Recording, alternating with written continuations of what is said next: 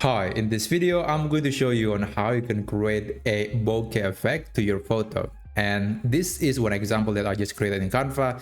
And even though this bokeh effect appears to be in the same photo, this is actually different. This is a different element from the picture. I can, for example, remove it, and this is the actual photo.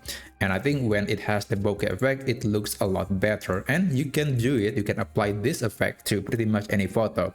So let's get into it. Now I'm going to add a new page and I'm going to be using this photo as a reference. You can use any photo, it's totally up to you.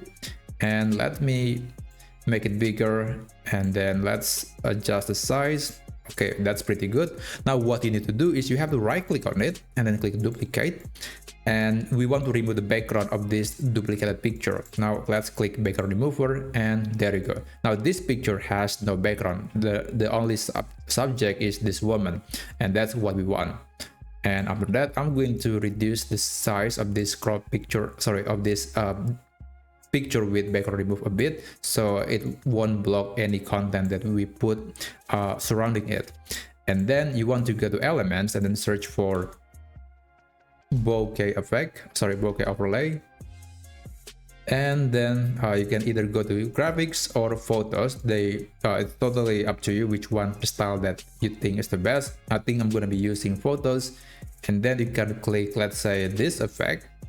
And right now it's kind of blocking this woman, but that's okay because we are going to put it behind the woman. Now right click layer and then click send backward. It's basically just sending this object one layer behind this object, and there you go.